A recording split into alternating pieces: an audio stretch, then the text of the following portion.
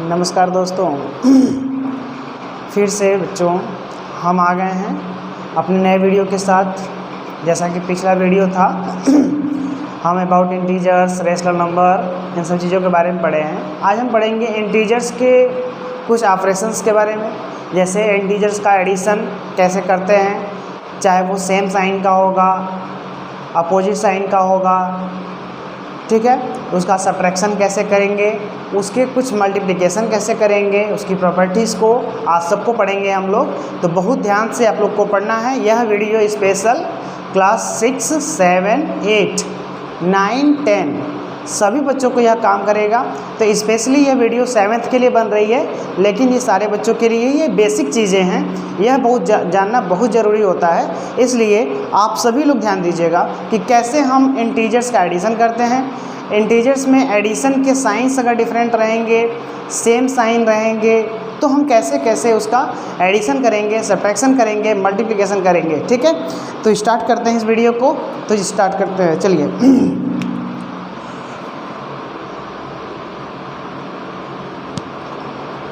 थोड़ा सा बड़ा बड़ा लिखा जाएगा ताकि आपको क्लियर हो पाए कि क्या लिखा जा रहा है। इंटीजर्स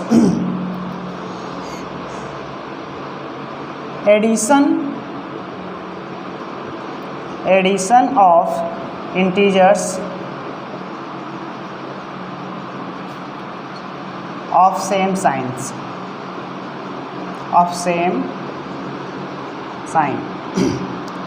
देखिए, सेम साइन का मतलब क्या होता है। इंटीजर आप सबको पता है कि -∞ से लेकर के +∞ तक जितने भी नंबर होते हैं वो नेचुरल नंबर, होल नंबर का ही नेगेटिव इंटीजर्स में इंक्लूड हो जाते हैं, ठीक है। तो इंटीजर्स में हम सेम साइन की बात करेंगे। सेम साइन का मतलब क्या है, अगर हम प्लस का एडिशन प्लस के साथ करें, अगर हम प्लस का प्लस के साथ करेंगे तो नंबर ऐड होगा और साइन प्लस का आएगा। याद रखिएगा, अगर हम प्लस का प्लस के साथ एडिशन करते हैं तो सम जो आएगा, जो हमारा आंसर आएगा वो पॉजिटिव होगा। अगर हम माइनस का एडिशन माइनस के साथ करते हैं, माइनस का माइनस के साथ करते हैं तो साइन माइनस का होगा और वैल्यू ऐड होगी। अब इसका एक एग्जांपल लेकर के देख लेते हैं। वैल्यू ऐड होने का मतलब, अगर हम सिर्फ पॉजिटिव वाले का लेकर देखें कि दोनों अगर पॉजिटिव होते हैं, तो मान लीजिए मैंने एक इंटीजर लिया +2 और इसको मैंने ऐड कर दिया +3 के साथ, तो हमारा साइन कौन सा आएगा बाबू, प्लस आएगा। प्लस प्लस प्लस आएगा और ये वैल्यूज़ आपस में क्या हो जाएंगे, ऐड हो जाएंगे। 2 और 3 कितना हो जाएगा, 5। इतना क्लियर हो गया। अब एक एग्जांपल और ले लेते हैं पॉजिटिव वाले का ही। यह पहला था। दूसरा क्या ले लेते हैं, +5 और +8 ऐड करके देखिए साइन किसका होगा, प्लस का होगा। और 5 और 8 जो वैल्यू है आपस में वो ऐड हो जाएंगे, तो 5, 8, 13। क्लियर हो गया। अब हम नेक्स्ट चलेंगे। नेक्स्ट में जैसे हम सिर्फ नेगेटिव का लेकर चलते हैं। किसका लेकर चलेंगे, नेगेटिव का। अगर सिर्फ साइन हमारा क्या होगा, नेगेटिव होगा। -3 का एडिशन -4 के साथ करेंगे, -3 का एडिशन -4 के साथ करेंगे तो आंसर, ये 4 और 3 आपस में तो ऐड होंगे ही होंगे, लेकिन साइन माइनस का माइनस ही रहेगा। जब दोनों माइनस में होगा तो साइन माइनस का होगा और वैल्यू क्या होंगे, आपस में ऐड हो जाएंगे। दूसरा आपका है, मान लीजिए कि मैंने यहीं पर -5, -8 ये दो डिफरेंट वैल्यूज़ ले लिया और दोनों को ऐड करने लग गए, तो दोनों माइनस में है तो साइन माइनस का होगा। 5 और 8 ऐड हो जाएगा, 13 हो जाएगा। अब इसको थोड़ा सा हम दूसरे तरीके से समझ लेते हैं, व्यवहारिक रूप से समझ लेते हैं, क्योंकि बच्चे यहीं पर कंफ्यूज होते हैं कि ये तो सब लोग पढ़ाते हैं, आप क्या डिफरेंट बता रहे हैं। तो मैं बता रहा हूँ कि ईजी वे में कैसे समझेंगे। देखिए, आप सभी लोग समझते हैं कि प्लस पॉजिटिव वही व्यक्ति होता है जिसके ऊपर कोई कर्ज नहीं होता है। पॉजिटिव का मतलब जो धनवान व्यक्ति हो, जो धनी हो, जिसके पास कोई कर्ज ना हो। और नेगेटिव का मतलब वो होता है कि व्यक्ति कर्ज में हो, एकदम परेशान हो, कर्ज लिया हुआ है, ठीक है, कर्ज लिया है तो भाई नेगेटिव में है, ठीक है, तो वो टेंशन में होगा। तो देखिए, जो धनवान व्यक्ति है, 2 व्यक्ति है धनवान, 3 व्यक्ति और आ गए धनवान, तीनों मिल करके धनी व्यक्ति कितने हो गए, 5, लेकिन दोनों धनी ही हैं, पांचों क्या हैं, धनी ही है, धनवान ही हैं, गरीब कोई नहीं है, कोई कर्ज में नहीं था, तो सब के सब मिल कर के 5 धनी व्यक्ति हो गए। ठीक है, ऐसे ही 5 धनवान व्यक्ति हैं, फिर 8 धनवान व्यक्ति और मिल गए, तो कुल कितने धनवान व्यक्ति हो गए, 13 धनवान ही रहेंगे, नेगेटिव नहीं हो सकते, इसलिए इनके सामने प्लस प्लस 5 यहाँ पे धनी व्यक्ति प्लस 13 धनी व्यक्ति यहाँ पे हैं। अब यहाँ पे देखा जाए -3 -4, 3 व्यक्ति ऐसे हैं जो कि कर्ज में हैं, 3 व्यक्ति ऐसे हैं जो कि कर्ज में हैं, मतलब नेगेटिव हैं, उनके पास कर्जा है, और 4 व्यक्ति और आ गए जिनके पास कर्ज है। अब 3 और 4 दोनों आ गए, कुल मिलाकर के 7 हो गए। 7 आदमी ऐसे हैं जिनके ऊपर कर्ज है, तो यह 7 व्यक्ति हो गए जिनके ऊपर क्या है, कर्ज है, इसलिए यहाँ पे साइन माइनस का लगेगा। दोनों के दोनों क्या थे, जितने ग्रुप थे 3 ग्रुप, यहाँ पे एक ग्रुप हो गया, 3 व्यक्ति का एक ग्रुप हो गया, 4 व्यक्ति का, लेकिन ये सब के सब कर्ज में है, तो कुल मिलाकर के कर्ज वालों का ही ना ग्रुप बनेगा, तो यहाँ पे 7 का ग्रुप बन गया एक, जो कि सब के सब कर्ज में है। अब यहाँ पे देखिए 5 व्यक्ति ऐसे हैं जो कि कर्ज में थे, और 8 व्यक्ति और कर्ज में है, वो भी आकर के जुड़ गए। अब यहाँ पे सब कर्ज वालों की संख्या हो गई 13, और सब के सब कर्ज में है। तो याद रखिएगा कि गरीब से मिलेंगे ग्रुप बनेगा तो हम गरीब ही रहेंगे, अगर अमीर से मिलेंगे ग्रुप बनेगा तो सभी अमीरों की काउंटिंग होती है, वो अमीरों में गिने जाते हैं। तो यहाँ पे ये अमीरों की संख्या, यहाँ पे गरीबों की संख्या, यहाँ पे कर्जवान की संख्या, यहाँ पे धनवान की संख्या, जो भी पॉजिटिव में है, जो कोई भी कर्ज नहीं है, वो इतना रुपये मान लीजिए किसी को दान दिए हुए हैं। ठीक है, तो यह दानी हो गए, ये मांगने वाले हो गए। तो कर्ज में समझिए कि माइनस का मतलब होता है, माइनस का समझिएगा मतलब क्या होता है, माइनस का समझिएगा कि वह कर्ज को दिखाता है, किसको दिखाता है, कर्ज को, ऋणी को दिखाता है। जो ऋण किसी का लिया हो, तो ऋण लेने वालों की संख्या अगर आपस में जोड़ी जाएगी तो वो ऋण में ही रहेंगे, पॉजिटिव नहीं हो सकते हैं, इसलिए माइनस माइनस कर्ज में ही रहेंगे, तो -7, और माइनस माइनस कर्ज वाले कर्ज के साथ जुड़ेंगे तो कर्ज में ही रहेंगे, इसलिए यहाँ पे सेम साइन का मतलब आप लोग समझ गए होंगे। हम लोग अब चलेंगे addition of integers of different sign, opposite sign पे चलेंगे। कहाँ पे चलेंगे, अपोजिट साइन पे चलेंगे बाबू। यहाँ पे अपोजिट साइन, उम्मीद है आप लोग को सेम साइन वाला समझ में आ गया होगा। प्लस प्लस अगर ऐड करेंगे तो प्लस होगा, माइनस माइनस ऐड करेंगे तो माइनस होगा। हम यहाँ पे वैल्यूज़ कुछ लेकर के आपको एग्जांपल समझा दिए थे, तो हम नेक्स्ट चलते हैं आगे। आप देखेंगे यहाँ पे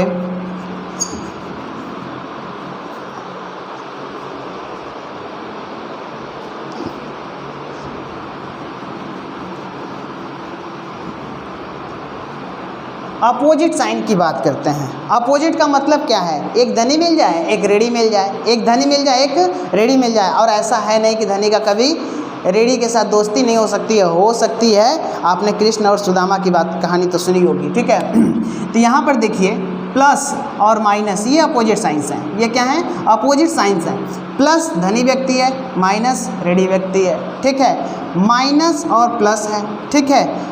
ध्यान से समझिए, अपोजिट साइन कभी भी आपको दिख जाता है, इंटीजर्स में अपोजिट साइन आपको कभी भी दिख जाता है, तो आप क्या करेंगे, हमेशा जो नंबर होंगे उनका डिफरेंस निकालेंगे। क्या निकालेंगे, उनका डिफरेंस निकालेंगे, मतलब उसको आपस में सब्ट्रैक्ट कर देंगे। हाँ, अब इसमें एक चीज़ और पढ़ना है कि भाई हम प्लस कब लगाएंगे और माइनस कब लगाएंगे, ठीक है। तो आप याद रखिए सबसे पहले बात कि अगर हमको प्लस माइनस, दूसरा माइनस प्लस ऐसा दिख जाता है और हमको एडिशन करना हो, क्या करना हो, एडिशन करना हो, तो ध्यान रखिएगा कि नंबर हमेशा आपस में उनका सब डिफरेंस आते हैं। नंबर्स का जो वैल्यू आएगी, जो हम लोग आंसर सॉल्व करेंगे उसका डिफरेंस लिखेंगे, हमेशा डिफरेंस लिखेंगे। जिसका हम एग्जाम्पल के थ्रू समझ लेते हैं। जैसे एग्जाम्पल ले लेते हैं, एग्जाम्पल फर्स्ट में -3 ले लेता हूँ और +4 ले लेता हूँ, ठीक है। अब इसको ऐड करना है तो प्लस लगा करके +4 कर लेता हूँ। अब यहाँ -3 अपोजिट साइन है प्लस के अपोजिट है। अब इसको हमको सॉल्व करना है, कैसे सॉल्व करेंगे? -3 यह प्लस प्लस प्लस ही आएगा, यहाँ पे साइन प्लस हो जाएगा, यह प्लस के अंदर मल्टीप्लाई होता है तो प्लस प्लस प्लस हो जाएगा और यहाँ पे आएगा 4। अब देखिए डिफरेंट साइन हो गए भाई, माइनस प्लस, जब डिफरेंट साइन है तो मैंने बोला था कि हमेशा इनका डिफरेंस ही निकालते हैं। क्या निकालते हैं? डिफरेंस। तो 4 में से 3 सब्ट्रैक्ट कर देंगे। क्या करेंगे? 4 में से 3 को सब्ट्रैक्ट कर देंगे तो आंसर आएगा 1। क्या आएगा? 1, जो कि पॉजिटिव होगा। क्यों पॉजिटिव होगा? यहाँ पे माइनस लगाएंगे कि प्लस लगाएंगे, बच्चे यहीं पे कंफ्यूज हो जाते हैं। ठीक है, तो आप ध्यान दीजिएगा कि कर्ज में रहने वाला व्यक्ति 3 है, कर्ज में रहने वाला व्यक्ति 3 है और धनी व्यक्ति जो है वो 4 है। कर्ज में 3 है और धनी व्यक्ति 4 है, तो 3 कर्ज वाले ने 3 धनवान से दोस्ती कर लिया तो वह अपना पैसा, इसका कर्ज पूरा चुका दिया। जब कर्ज पूरा चुका दिया, ठीक है, हम क्या कर सकते हैं? 4 को 3 + 1 लिख सकते हैं।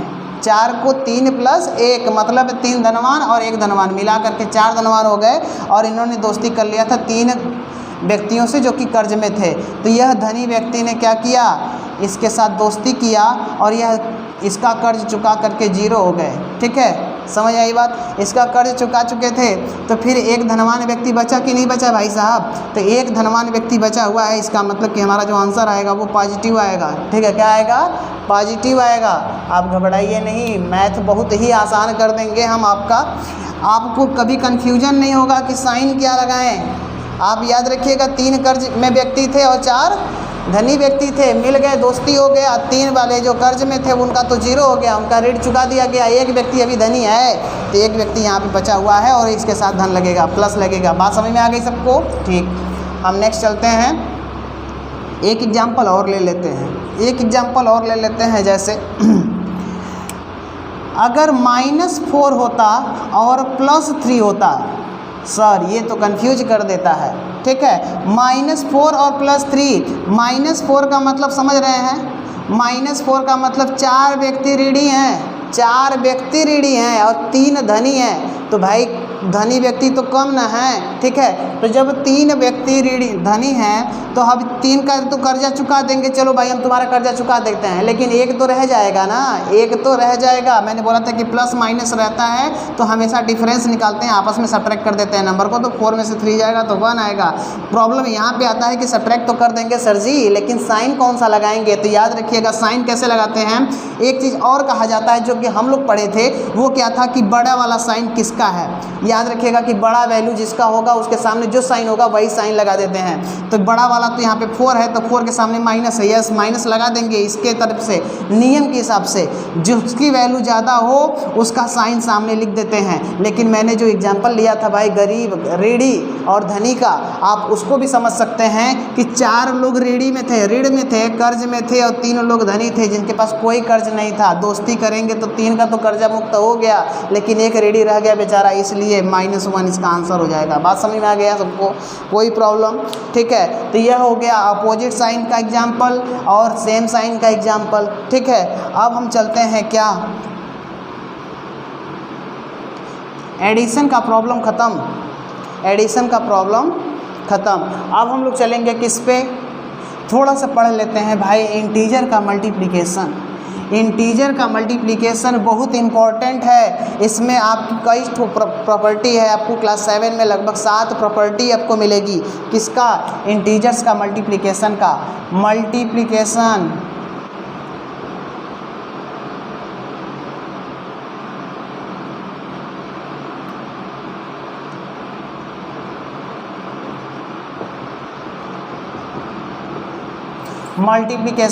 इंटीजर्स का मल्टीप्लिकेशन करेंगे तो इसमें आपको प्रॉपर्टी जो पढ़ने को मिलेगी वह पहली प्रॉपर्टी होगी क्लोजर प्रॉपर्टी। क्या होगी? Closure property. क्लोजर प्रॉपर्टी क्या होता है? क्लोजर प्रॉपर्टी यह कहता है कि आप अगर किसी भी नंबर का मल्टीप्लाई करते हैं, जो कि मल्टीप्लिकेशन है, किसी भी इंटीजर का अगर मल्टीप्लिकेशन करते हैं तो आपको जो प्रोडक्ट मिलेगा, जो आंसर मिलेगा वो भी क्या होगा? इंटीजर ही होगा। जैसे कि आप एग्जांपल समझ लीजिए, क्लोजर प्रॉपर्टी ये कहता है कि आप अगर किसी भी इंटीजर का मल्टीप्लाई करते हैं, -2 का मल्टीप्लाई अगर मान लीजिए -3 के साथ करते हैं, दोनों के दोनों इंटीजर है कि नहीं। मैंने बोला था कि नेचुरल नंबर का नेगेटिव कर दीजिए, होल नंबर का नेगेटिव कर दीजिए, इंटीजर मिलेगा, इंटीजर मिलेगा। पॉजिटिव इंटीजर और नेगेटिव इंटीजर, दो इंटीजर होते हैं, तो यह नेगेटिव इंटीजर का मैंने आपस में मल्टीप्लाई किया। और इसमें साइन थोड़ा सा याद रखिएगा, थोड़ा सा चलते हैं, आपको साइन थोड़ा सा बता देते हैं, उसके बाद फिर हम आगे बढ़ते हैं। अगर मल्टीप्लाई में माइनस का मल्टीप्लाई माइनस के साथ करेंगे, माइनस का मल्टीप्लाई माइनस के साथ करेंगे तो बाबू ये पॉजिटिव हो जाएगा। ये कैसा हो जाएगा? पॉजिटिव हो जाएगा। माइनस का साइन माइनस के साथ करेंगे तो पॉजिटिव, ठीक है। और माइनस का मल्टीप्लाई सेम साइन का अगर मल्टीप्लाई करते हैं, ध्यान रखिएगा, सेम साइन का अगर मल्टीप्लाई करते हैं तो प्लस आएगा। क्या आएगा?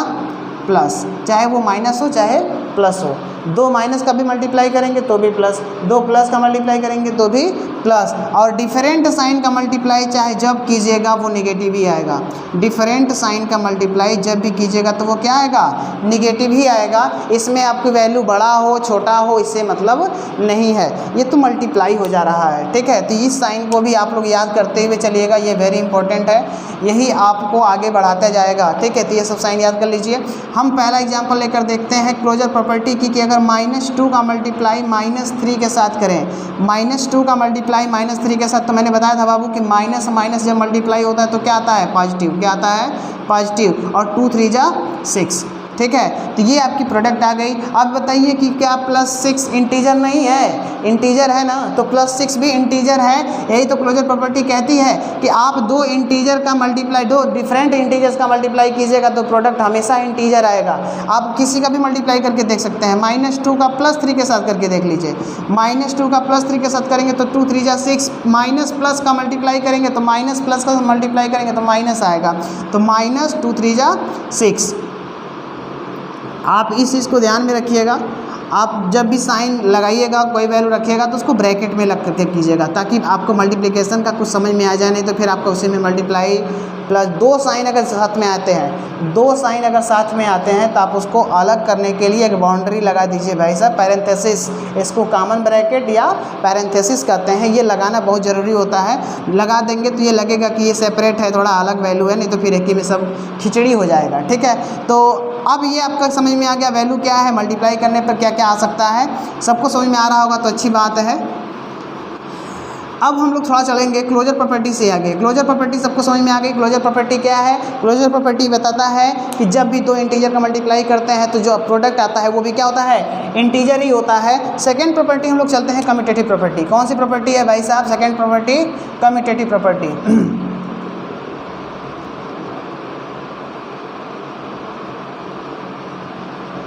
कम्यूटेटिव प्रॉपर्टी, कम्यूटेटिव प्रॉपर्टी में यह कहा जाता है कि किसी भी ऑर्डर में, कम्यूटेटिव का मतलब है कि आप किसी भी ऑर्डर में इंटीजर का मल्टीप्लाई कीजिए, किसी भी ऑर्डर में इंटीजर का मल्टीप्लाई कीजिए, वैल्यू चेंज नहीं होगा। जैसे आप एग्जांपल देखकर देख लीजिए, -2 का मल्टीप्लाई -3 के साथ कीजिए। किसके साथ कीजिएगा? -3 के साथ। -2 का मल्टीप्लाई -3 के साथ कीजिएगा, या तो -3 का मल्टीप्लाई -2 के साथ कीजिएगा, ठीक है। तो आपका जो प्रोडक्ट आएगा बाबू सेम आएगा। यह कम्यूटेटिव प्रॉपर्टी कहता है कि आप इसको किसी भी ऑर्डर में मल्टीप्लाई कर सकते हैं, मतलब A का मल्टीप्लाई B में या B का मल्टीप्लाई A में, ठीक है। A B are the integers, A B are the integers. A का B के साथ कीजिएगा तो भी A B आएगा, B का A के साथ कीजिएगा तो भी A B आएगा, सेम प्रोडक्ट होगा। तो हम लोग एक एग्जाम्पल के थ्रू समझ लेते हैं। जैसे -2 का -3 के साथ करेंगे तो माइनस माइनस प्लस, 2 3 जा 6। अब -3 का -2 के साथ करेंगे तो माइनस माइनस प्लस, 3 2 जा 6। तो ये दोनों इक्वल हो गया। यही तो कम्यूटेटिव प्रॉपर्टी कहता है कि आप किसी भी इंटीजर्स का किसी ऑर्डर में मल्टीप्लाई कीजिए, चाहे 1 का 2 में कीजिए, चाहे 2 का 1 में कीजिए, चाहे 3 का 2 में कीजिए, चाहे 2 का 3 में कीजिए, वैल्यू हमेशा इक्वल आने वाला है। तो आपको हमको उम्मीद है कि कम्यूटेटिव प्रॉपर्टी भी समझ में आ गया होगा। मैं थोड़ा जल्दी जल्दी बताऊंगा प्रॉपर्टीज़ को, क्योंकि इसके बाद हमको एक्सरसाइज भी आपका पढ़ाना है। तो कम्यूटेटिव प्रॉपर्टी आपको उम्मीद है कि समझ में आ गया होगा। आप इस लॉ को याद कर लीजिएगा, साइन का किस प्रकार से कौन सा साइन यूज होगा। तो कम्यूटेटिव प्रॉपर्टी के बाद हम लोग नेक्स्ट प्रॉपर्टी पे चलते हैं। थर्ड प्रॉपर्टी जो आपका है वो है एसोसिएटिव प्रॉपर्टी। क्या है? Associative property. एसोसिएटिव प्रॉपर्टी क्या कहता है भाई साहब? एसोसिएटिव प्रॉपर्टी कहता है 3 इंटीजर के बारे में। किसके बारे में? 3 इंटीजर के बारे में बताता है। यह कहता क्या है? यह कहता है कि अगर मान लीजिए कि ए बी सी 3 इंटीजर हैं, ठीक है, ए बी सी 3 इंटीजर हैं, तो इसको आप जब मल्टीप्लाई करेंगे ए इंटू बी इंटू सी करेंगे और ए इंटू बी इंटू सी करेंगे, इसमें आपको कंडीशन दे देगा कि लास्ट के 2 का मल्टीप्लाई करने के बाद आप पहले से मल्टीप्लाई कीजिए, या पहले 2 से मल्टीप्लाई करने के बाद आप लास्ट वाले से मल्टीप्लाई कीजिएगा। प्रोडक्ट कभी चेंज नहीं होगा, वैल्यू हमेशा सेम आएगा। तो यह एसोसिएटिव प्रॉपर्टी कहता है, जो कि किस पे है? 3 इंटीजर्स पे है। तो इसका एग्जाम्पल लेकर के हम लोग सॉल्व कर लेते हैं, देख लेते हैं, हमारा एग्जाम्पल से क्लियर हो जाएगा। जैसे ए को मान लेते हैं कोई वैल्यू 2 था, बी को मान लेते हैं कोई वैल्यू 3 था और सी को मान लेते हैं कोई वैल्यू 4 था, ठीक है। तो 2 3 4 3 इंटीजर मैंने डिफरेंट ले लिया है और उसके बाद ए 2 इंटू 3 इंटू 4 ऐसा कर लेते हैं, ठीक है। तो आप या तो पहले हम लोग जानते हैं कि पहले ब्रैकेट सॉल्व होता है, ठीक है। तो 3 इंटू 4 कितना हो जाएगा? 12।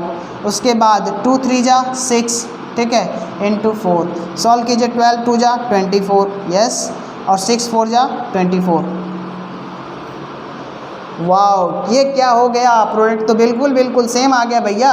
LHS equal to RHS same आ गया कि नहीं आ गया? तो इसका मतलब एसोसिएटिव प्रॉपर्टी कहता है कि आप किसी 3 इंटीजर्स का मल्टीप्लाई आप लास्ट के 2 का करने के बाद पहले के साथ कीजिए, क्योंकि ढेर सारे जब हो जाते हैं, जब बहुत सारे इंटीजर्स हो जाते हैं तो मल्टीप्लाई करने में उनको कन्फ्यूजन होता है कि किसको पहले किया जाए, है ना। तो फिर उसके पे भी एक्सरसाइज हम लोग सॉल्व करेंगे। तो पहले ये प्रॉपर्टी समझ लीजिए कि आपको किसी भी दो को मल्टीप्लाई करने के बाद थर्ड वाले का मल्टीप्लाई कीजिएगा, आपका आंसर चेंज नहीं होगा, ठीक है। तो बहुत इंपॉर्टेंट है ये चीज़ें। अगर आपको दिख रहा है, साफ दिख रहा है, तो आप इसको नोट कर लीजिए, नहीं तो फिर आप अपने बुक उठा करके जो भी आपकी बुक्स लगी हुई हैं उस बुक्स में देख लीजिएगा।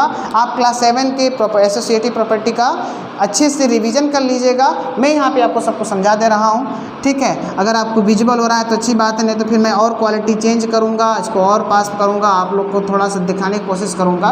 क्योंकि वीडियो कोई एडिट नहीं कर रहा है, कोई पास से नहीं बना रहा है, जो वो कैमरा है आपका एकदम सेट है, ठीक है। तो यहाँ से जो भी विजुअल होगा मुझे पता नहीं चल रहा है। तो क्लोजर प्रॉपर्टी आपने पढ़ा, कम्यूटेटिव प्रॉपर्टी आपने पढ़ लिया, एसोसिएटिव पढ़ लिया। अब हम लोग पढ़ेंगे नेक्स्ट प्रॉपर्टी 4। नेक्स्ट प्रॉपर्टी 4 क्या है भैया? Distributive property of multiplication over addition. Distributive property क्या पढ़ेंगे? Distributive property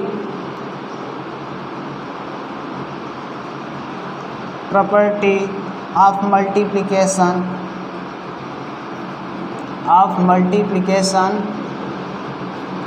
over addition. Yes, distributive property of multiplication over addition. हमको ये चौथी प्रॉपर्टी है आपका। यह कहना क्या चाहता है? यह कहना चाहता है कि आप मल्टीप्लाई तो कीजिए लेकिन एडिशन को मत भूलिए। एडिशन भी आना चाहता है भैया साथ में, ठीक है। देखिए, जैसे आपको मान लेते हैं कि कोई 3 इंटीजर A B C है। अब इसमें इन्होंने क्या कह दिया है कि अगर A का मल्टीप्लाई B प्लस C के साथ कीजिए, ठीक है। अगर A का मल्टीप्लाई B प्लस C के साथ कीजिएगा तो आंसर आपका A into B plus A into C के इक्वल होगा, ठीक है। अगर आप A की मल्टीप्लाई B प्लस C मतलब 2 इंटीजर के सम के में मल्टीप्लाई करते हैं तो आपका डिफरेंट, ये डिस्ट्रीब्यूटिव हो गया, अलग अलग हो गया भैया, ठीक है। तो आप ए का मल्टीप्लाई करेंगे तो ध्यान दीजिएगा, ए का मल्टीप्लाई बी में, फिर ए का मल्टीप्लाई सी में करेंगे तो ए इंटू बी प्लस ए इंटू सी। अब इसमें जो प्रोडक्ट इसका आएगा वही प्रोडक्ट इसका भी आएगा। आप इसको देख सकते हैं, मैं अभी सॉल्व करने जा रहा हूँ, आपको समझ में आ जाएगा कि कैसे इसका हो रहा है, ठीक है। तो थोड़ा सा समझ लेते हैं क्या होगा। a इंटू, अब इसका हम एग्जाम्पल लेकर देख लेते हैं। मान लेते हैं कि कोई इंटीजर 3, 4 और 5 है, ठीक है। 3, 4, 5 तीन इंटीजर मैंने ले लिया, ठीक है। अब 3, 4, 5 को हम इन्हीं सब पे रखेंगे डिस्ट्रीब्यूटिव प्रॉपर्टी पर। तो 3 क्या है a, अब 4 प्लस 5, अब हमारा आंसर सेम आना चाहिए इनके ला के हिसाब से। तो a into B means 3 into 4, ठीक है, प्लस 3 इंटू 5, ठीक है। अब इसको सॉल्व करके देखते हैं। अब इसको सॉल्व करेंगे तो क्या आएगा, 3 का मल्टीप्लाई 4 में करेंगे, 3 4 जा 12, ठीक है। फिर 3 का मल्टीप्लाई 5 में करेंगे तो प्लस 3 इंटू 5 कितना आ जाएगा 15, ठीक है। 3 का मल्टीप्लाई 5 के साथ करेंगे तो 15, ठीक है। या तो इसको और अच्छे से समझ लेते हैं, ठीक है। अगर नहीं करना चाहते हैं वो तो सेम चीज़ हो जाएगा जो हमारा उधर हुआ है। तो 4 हम इसको पहले ब्रैकेट सॉल्व कर लेते हैं। तो 3 इंटू 4 प्लस 5 कितना आ जाएगा 9, ठीक है। और यहाँ पे ब्रैकेट सॉल्व करेंगे तो पहले कितना आ जाएगा 12 प्लस 3 5 जा 15, क्या आएगा 3 5 जा 15। बात समझ में आ गया। अब हमारा 9 3 जा 27, 9 3 जा 27, 12 और 15 27, ठीक है। ये क्या हो गया भैया, फिर से इक्वल आ गया। मतलब ये सब प्रॉपर्टी आपको सिखाते हैं कि हम इंटीजर्स का मल्टीप्लाई कैसे करें। आपको एक्सरसाइज में भी सीखने को मिलेगा, आपको क्वेश्चन मिलेंगे, प्रॉब्लम्स मिलेंगे इस तरीके के कि आपको ऐसा क्वेश्चन दे दिया, ऐसा क्वेश्चन दे दिया, तो क्या आप सॉल्व कर पाते हैं, तरीका क्या है, कैसे हम कर पाएंगे। यहाँ से देखिए सिंपल सा देख समझिएगा इसको कि ये a into C, a into B, दोनों में a है, दोनों से a निकाल लेंगे, कॉमन कर लेंगे तो a इंटू बी प्लस सी लिख सकते हैं। अगर ऐसा मिलता है b प्लस सी को हम ऐड नहीं कर पा रहे हैं, प्रॉब्लम आ रहा है, तो a का b के साथ प्लस a का c के साथ मल्टीप्लाई करके हम इस तरीके से भी कर सकते हैं। मतलब ये आपको कई तरीके बता रहा है, कई ऑप्शन बता रहा है आपको क्या करने के लिए, इसको सॉल्व करने के लिए, इंटीजर्स का मल्टीप्लिकेशन सॉल्व करने के लिए, ठीक है। तो आप लोग को समझ में आ रहा होगा मुझे उम्मीद है। तो नेक्स्ट प्रॉपर्टी पे चलते हैं। हमने पढ़ लिया है closure property, commutative property, associative property, distributive property मैंने पढ़ लिया है। अब हम लोग थोड़ा सा पढ़ लेंगे, क्या क्या पढ़ लेंगे भैया, मल्टीप्लिकेटिव आइडेंटिटी के बारे में पढ़ लेते हैं। किसके बारे में पढ़ लेते हैं, मल्टीप्लिकेटिव आइडेंटिटी। मल्टीप्लिकेटिव आइडेंटिटी क्या है, मल्टीप्लिकेटिव आइडेंटिटी क्या है। आइडेंटिटी का मतलब ये है, जैसे आप जानते हैं ना कि आपकी कोई आइडेंटिटी होगी, आपकी कोई पहचान होगी कि नहीं होगी, आपकी भी कोई पहचान होती है, मेरी भी कोई पहचान है। तो ऐसे ही भाई नंबर्स का भी तो कोई पहचान होता है, इंटीजर्स का भी तो कोई पहचान है, उसको चेंज कैसे कर देंगे, आप अपनी पहचान को चेंज नहीं कर सकते हैं। तो ऐसे ही आप कोई इंटीजर ले लीजिए, कोई भी इंटीजर मान लीजिए मैंने a ले लिया, अब इसमें क्या मल्टीप्लाई करें कि इसकी आइडेंटिटी छिपे ना, उसकी पहचान छिपे ना। भाई उसकी पहचान भी तो नहीं छिपनी चाहिए, मतलब a ही रह जाए, क्या मल्टीप्लाई कर दें। तो हम इसमें क्या मल्टीप्लाई कर देंगे 1, किसके मल्टीप्लाई कर देंगे 1 का मल्टीप्लाई हम किसी इंटीजर में करते हैं तो नंबर सेम a ही आएगा, मतलब इसकी आइडेंटिटी बदलेगी नहीं, ठीक है। अगर हम 1 में किसका मल्टीप्लाई करें कि उसकी आइडेंटिटी वही रह जाए, चेंज ना हो, तो a की मल्टीप्लाई अगर 1 में करते हैं तो a ही आएगा, ठीक है। ये मल्टीप्लिकेटिव आइडेंटिटी है। ये क्या है, मल्टीप्लिकेटिव आइडेंटिटी, मतलब आपके इंटीजर का कोई वैल्यू चेंज नहीं होने वाला है, आपकी इंटीजर्स का आइडेंटिटी चेंज नहीं होने वाला है अगर हम 1 के साथ मल्टीप्लाई करते हैं, ठीक है। तो मल्टीप्लिकेटिव आइडेंटिटी क्या होगा, आपका मिलेगा 1, क्या मिलेगा 1। मल्टीप्लिकेटिव आइडेंटिटी कभी भी पूछा जाएगा तो आप बता देंगे 1, ठीक है। किसी भी इंटीजर्स का मल्टीप्लिकेटिव आइडेंटिटी 1, ठीक है, 1 इज़ द आंसर, ठीक है। बात समझ में आ गया नहीं आ गया, ठीक है। कोई भी नंबर ले लीजिए, -3 का मल्टीप्लाई कीजिए 1 के साथ, क्या आंसर आएगा बाबू, -3 बन जाए -3, ठीक है। अगर -4 का मल्टीप्लाई 1 के साथ करेंगे तो -4, +4 का मल्टीप्लाई 1 के साथ करेंगे तो +4। क्या कोई वैल्यू चेंज हो रहा है? क्या कोई वैल्यू चेंज नहीं हो रहा है। इसका मतलब कि ये हमारा मल्टीप्लिकेटिव आइडेंटिटी है। बात समझ में आ गया। अब 2 प्रॉपर्टी और बचा हुआ है। हम लोग ने यह कौन सा प्रॉपर्टी पढ़ा? 5वां प्रॉपर्टी पढ़ा, ठीक है, मल्टीप्लिकेटिव आइडेंटिटी। अब हम लोग पढ़ेंगे कौन सा प्रॉपर्टी? 6th प्रॉपर्टी पढ़ेंगे। बहुत जल्दी जल्दी कंप्लीट कर लेते हैं क्योंकि वीडियो बड़ी लंबी हो जा रही है, तो आप थोड़ा सा समझते रहिए क्या हो रहा है। नहीं समझ में आता है ऐसा हो ही नहीं सकता है, क्योंकि ये एकदम क्लियर आपका मैं कर दे रहा हूँ कहाँ से कैसे है। आपको नहीं समझ में आता है, वीडियो को रोक करके थोड़ा सा बैक करके ज़रूर देख लीजिएगा। अब हम चलते हैं थोड़ा सा प्रॉपर्टी ऑफ जीरो पे। Property of zero,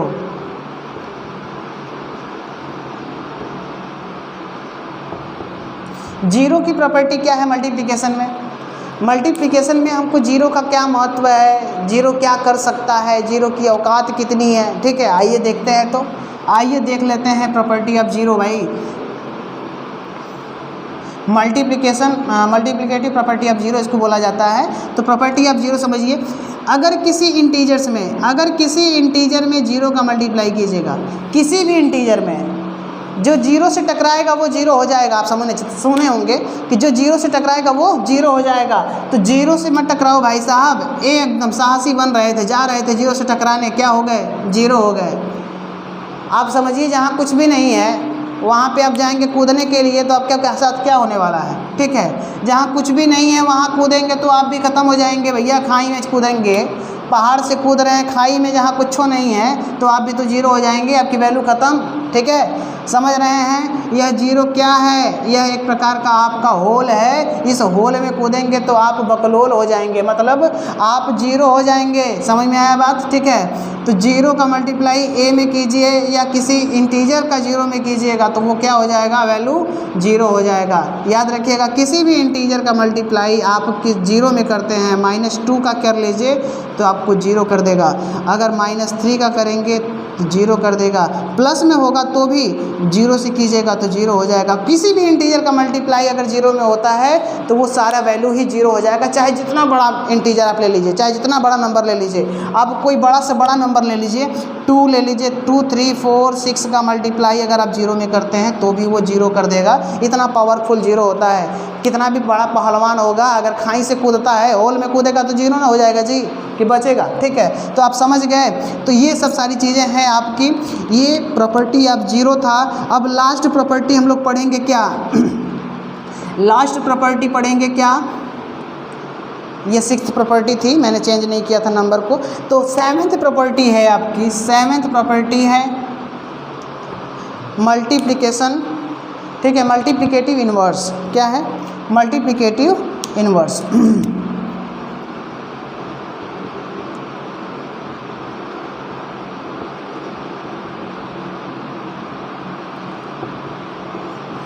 multiplicative inverse क्या है?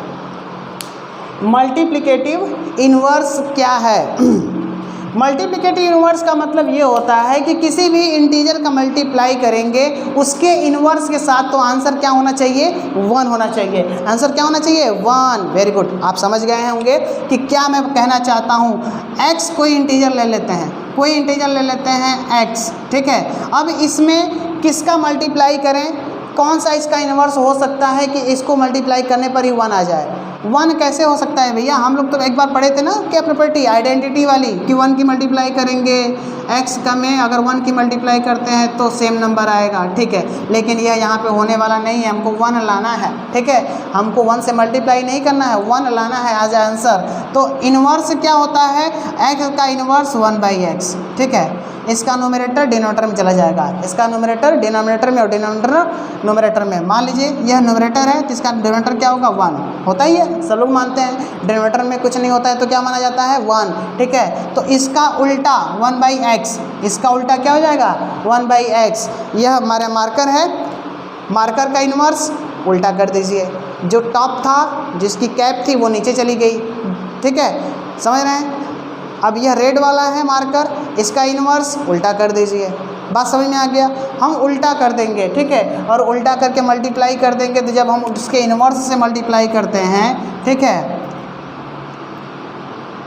तो x का मल्टीप्लिकेटिव इन्वर्स क्या होगा, मैंने क्या बताया, इसी का उल्टा, उसके साथ मल्टीप्लाई कर देंगे तो क्या आ जाएगा, x से x कैंसिल हो जाएगा तो 1 आ जाएगा। तो हमेशा याद रखिएगा कि किसी भी इंटीजर के मल्टीप्लिकेटिव इन्वर्स का मल्टीप्लाई करते हैं तो 1 आता है। क्या आता है, 1 आता है।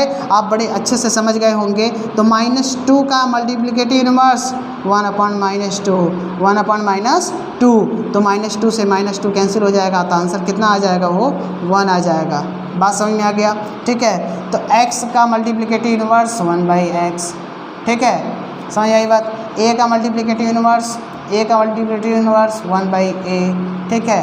b का मल्टीप्लिकेटिव इन्वर्स 1/b, ठीक है, ऐसे होता जाएगा, ठीक है। सॉल्यूशन करके देख लेते हैं। 3 का मल्टीप्लिकेटिव इन्वर्स 1/3 और इसका मल्टीप्लाई करने पर 1, ठीक है, 3 से 3 कैंसिल हो जाएगा। हम इसको इन्वर्स को ऐसे भी लिखते हैं, a = a⁻1 = 1/a। आप इसको समझ रहे होंगे। हम पावर में -1 लिख देते हैं, 1/a को हम ऊपर लेकर जाएंगे तो आपका जो पावर होता है, जानते हैं किसी भी की संख्या के पावर, किसी भी इंटीजर के पावर में क्या होता है, 1 होता है। किसी भी इंटीजर के पावर में 1 होता है। जैसे x मैंने लिखा है तो इसके पावर में कुछ नहीं तो 1 होता है, ठीक है। अब इसका इन्वर्स लिखेंगे तो x⁻−1, क्या लिखेंगे, x⁻−1। पावर ही निगेटिव हो जाएगा, पावर ही क्या हो जाएगा, निगेटिव। आपने एक चीज़ और नया सीख लिया भैया, आपने एक चीज़ और नया सीख लिया। x पावर 1 है, x पावर -1, यह दोनों एक दूसरे के मल्टीप्लिकेटिव इन्वर्स हैं। ये दोनों एक दूसरे के क्या हैं, मल्टीप्लिकेटिव इन्वर्स। मल्टीप्लाई करके देखिएगा तो वैल्यू 1 आएगी, क्या आएगी, 1। चलिए ठीक है, अच्छी बात है। और मुझे समझ में आ रहा है कि आपको समझ में आ गया होगा सारी प्रॉपर्टी। अगर आपको किसी प्रॉपर्टी में समझ में नहीं आया है तो आप हमको कमेंट करके बता दीजिएगा, सर इसका हमको यह प्रॉपर्टी नहीं समझ में आया है, मैं आपको नेक्स्ट वीडियो में वह प्रॉपर्टी समझा दूँगा, ठीक है। Thank you.